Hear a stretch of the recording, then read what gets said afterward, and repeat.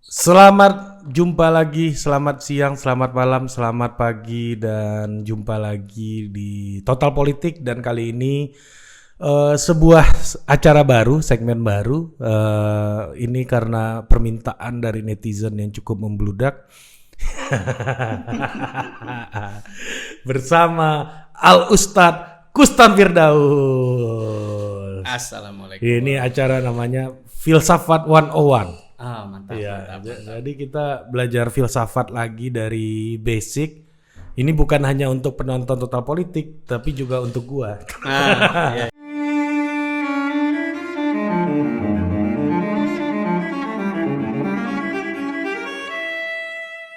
Jadi kita bicara filsafat dari awal lagi. Jadi kan filsafat kita sudah sangat terkontaminasi Oleh apa? oleh pemahaman netizen. Iya. Nah, gimana Ustadz Kustan kalau ditanya, kalau gue mau belajar filsafat, apa hal yang harus gue pahami di awal-awal dan apa hal yang harus siap gue laksanakan atau siap konsekuensi apa yang harus siap gue terima kalau gue memutuskan untuk belajar filsafat?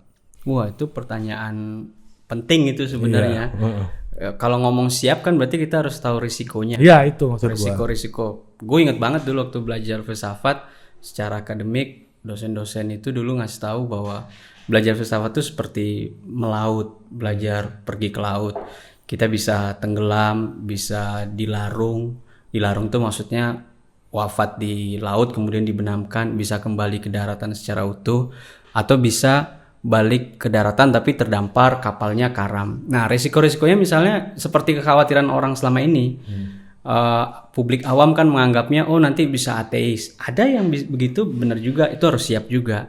Benar itu ya, orang bisa Ada yang begitu, tapi nggak semuanya. Apa ketakutan terbesar apa menjadi ateis itu? Kalau gue bilang sih nggak ada sebenarnya. Lu sama gue bilang nggak ada kan gitu. Cuma lu menutupin itu dengan istilah ustadz kan supaya ini legitimate filsafat 101 ini gitu. Jadi kita nggak dituduh kafir segala macam. Ini dulu udah disclaimer. Iya, kayak Socrates dulu kan. Socrates ngomong sama anak muda kemudian dituduh, wah ini menyesatkan anak muda. Nah itu salah satu risikonya. Bisa gila bahkan ngomong sama pohon atau ngomong sama ikan. Ada yang sampai kayak gitu. Ada yang begitu. Itu menakutkan tuh. Itu menakutkan karena belajarnya mungkin terlalu serius atau kurang serius gitu. Atau belajarnya sama orang-orang yang kurang kompeten.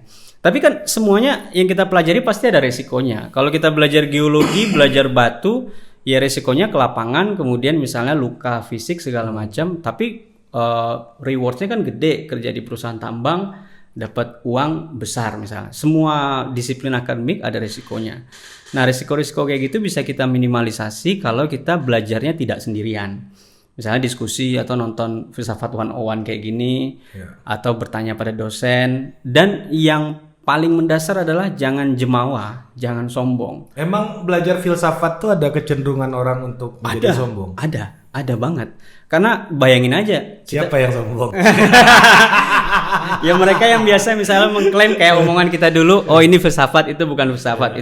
Itu bentuk kesombongan tersendiri yang gue udah baca teks berat nih, lu nggak baca, ya lu yang lu bicarakan bukan filsafat. Nah, kesombongan kayak gini harus diminimalisasi dengan cara misalnya berani bertanya, berani menjelaskan ke orang lain atas apa teks sulit yang sudah dibaca. Nah, dan saran gue adalah belajar filsafat jangan di lingkungan yang homogen. Tapi belajar di lingkungan yang heterogen supaya ketika orang awam nanya kita punya kesempatan untuk menjelaskan dalam bahasa awam. Kalau kita belajarnya di lingkungan yang homogen, ya kita hanya bicara dengan orang yang frekuensinya sama. Dan itu memperbesar risiko-risiko sombong, memperbesar risiko-risiko jemawa atau bahkan gila misalnya. Nah, gue inget banget dulu waktu di Bulak Sumur itu ya menjelaskan Habermas misalnya ke mahasiswa komunikasi. Gue jadi gimana ya cara jelasin demokrasi deliberatif misalnya. Gimana ya cara jelasin. Kalau bahasa filsafatnya gimana coba? Iya, demokrasi deliberatif kalau kita boleh sederhanakan kan itu musyawarah mufakat. Kalau bahasa filsafatnya? Bahasa filsafatnya. Iya. Ya orang berdebat, memperdebatkan tentang satu keputusan bersama, tapi mengandaikan semua orang punya kesetaraan pengetahuan gitu. Nah itu nggak mungkin sebenarnya dalam negara berkembang atau tidak berkembang seperti Indonesia gitu. Kalau di Eropa Barat seperti Jerman kan pendidikannya relatif sama, universitasnya relatif sama, sehingga orang bisa memperjuangkan demokrasi deliberatif gitu. Nah itu kira-kira hal sederhana. Hal itu susah anak komunikasi untuk tangkap waktu itu. Pada waktu itu ya mereka mungkin membacanya dalam bahasa Indonesia atau dalam bahasa Inggris, tidak membaca dalam bahasa Jerman, tidak membanding-bandingkan tafsir si A, si B, si C misalnya untuk mencari semacam triangulasi gitu. Kalau kita sintesis untuk mendekati pemahaman yang dimaksud Jürgen Habermas itu apa soal demokrasi deliberatif. Nah ini kan yang membutuhkan kerendahan hati, kerendahan jiwa untuk menjelaskan ke orang yang bukan filsafat semisal. Karena Jürgen Habermas backgroundnya filosofi gitu. Nah itu kesederhanaan semacam itu. Karena filosofi sendiri artinya cinta kebijaksanaan. Betul. Sangat kontradiktif kalau orang belajar filsafat tapi kemudian jadi jemawa atau jadi sombong gitu. Harusnya jadi bijaksana gitu. Kayak Socrates, dia bertanya ke orang bukan dalam pengertian mencari tahu, tapi membimbing orang untuk mendefinisikan isi kepalanya sendiri atau mendefinisikan konsep yang ada di kepalanya. Misalnya ngomong keadilan, ya lu sama gue mungkin definisinya beda, tapi Socrates bisa membimbing untuk orang mendapatkan definisi keadilan yang paling mendekati kebenaran, semisal kayak gitu. Nah itu yang kesiapan seperti itu. Jadi harus berpikiran terbuka, kemudian siap dengan resiko-resiko tadi, berani bertanya, dan berani menjelaskan ke publik awam yang tidak mendapat kesempatan yang sama dengan orang yang belajar filsafat secara akademik dan secara formal gitu. Biasanya kan orang filsafat itu makin rumit, makin pinter. Makin orang nggak ngerti, makin pinter gitu. Nah, itu beberapa mispersepsi yang beredar di publik kita ya. Seolah-olah filsafat hanya semakin rumit, semakin itu yang balik ke diskusi kita dulu, itu tradisi kontinental, Eropa daratan di Jerman, Prancis, makin sulit, makin luar biasa. Padahal enggak juga. Tradisi yang lain kayak Anglo-Saxon, Inggris, Australia itu berupaya menjelaskan sesederhana mungkin gitu. Supaya orang paham dan memahami kenapa misalnya intellectual property rights itu bisa berlaku misal. Oh ada perbedaan type sama token. Misalnya gini, types itu contohnya rumus-rumus fisika itu kan nggak ada proteksinya. Tapi ketika itu dimanfaatkan untuk menciptakan satu teknologi, dia jadi token dan itu diproteksi. Nah, apakah hal seperti ini fair? Sementara types-nya itu tidak diproteksi, tapi tokennya diproteksi. Dan itu menjadi intellectual property right seseorang atau beberapa orang, atau bahkan perusahaan. Ini di tesis Anda nih ya, di Australia dulu ya? Salah satu bagian dari tesis soal self-ownership gitu. Nah, hal-hal seperti ini yang perlu kita bagi ke publik bahwa filsafat itu ya ada risikonya. Sama belajar agama juga ada risikonya gitu. Orang bisa semakin beriman, bisa semakin kurang beriman, atau bahkan bisa ganti agama misal. Semua ada risikonya, tapi gimana meminimalisasi risiko itu dengan belajar pada orang yang tepat atau belajar dengan komunitas yang heterogen, tidak hanya yang homogen gitu. Oke. Nah, apa sih kualifikasi awal yang kan kebanyakan penonton ini di Total Politik pasti bukan orang yang punya latar belakang filsafat, karena di setiap kampus mahasiswa filsafatnya sedikit. Kerjaannya nggak jelas juga gitu. Itu Anda yang ngomong, bukan saya ngomong. Ya kan? Nah, apa kualifikasi awal yang dibutuhkan orang untuk belajar filosofi? Nah, kalau gua kan dulu belajar sosiologi, tapi pergaulan filsafat sebenarnya. Gua kenal Rocky Gerung, gua kenal Doni Gahral dulu zaman di kampus. Pak Bagus Takwin, banyak lah ya yang geng-geng kita di UI itu, dan ini membuat gua benefitnya buat gua di sosiologi, gua merasakan betul mudahnya bagi gua menganalisis teori-teori sosial, memahami teori-teori sosial, karena menurut gua belajar di filsafat tuh lebih berat sebenarnya teori-teori sosialnya gitu ya dibandingkan di FISIP gitu. Nah, untuk sampai ke tertarik kepada filsafat itu, kualifikasi apa yang kita butuhkan untuk bisa mendapatkan benefit dari belajar filsafat gitu. Sama kayak kita belajar disiplin akademik yang lain, kita harus punya komitmen dan disiplin tinggi untuk misalnya membaca.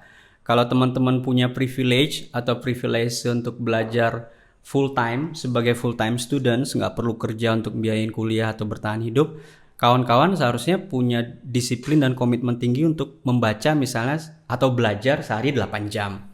Nah, tapi tidak cukup berhenti pada membaca saja. Apa yang dibaca dari teks-teks filsafat itu harus coba diurai, dijelaskan, diparafrase. Diparafrase itu maksudnya diceritakan dengan gaya bahasa sendiri setepat mungkin dan dituliskan dalam bentuk tulisan. Nah, itu yang dikenal sebagai refleksi semisal. Dengan begitu kita membaca tapi kita juga punya output. Sehingga kita bisa mengurai dan membandingkan, oh ini teks aslinya misalnya. Ini resume kita atau ini parafrase kita. Coba diskusikan yuk sama teman-teman misalnya. Seberapa akurat nih pemahaman gue soal teks ini atau seberapa kurang akurat. Nah, komitmen seperti itu yang dibutuhkan dan itu tidak hanya eksklusif pada filsafat. Jadi eksklusif bos kayak video waktu itu ya. Itu tidak eksklusif di filsafat sebenarnya. Di disiplin akademik lain juga begitu. Kalau kawan-kawan kuliah kedokteran, gue ingat dulu punya tetangga di Jogja kuliah kedokteran umum. Bacanya Sobota. Sobota itu buku kedokteran tebel yang isinya dari ujung rambut sampai ujung jempol kaki kita tuh ada dan itu harus dihafal. Dan itu satu semester, kalau gue 1 semester 6 bulan, dia 1 semester dibagi lagi dengan sistem blok. Sama, butuh komitmen dan disiplin tinggi untuk membaca dan belajar serta menuliskannya.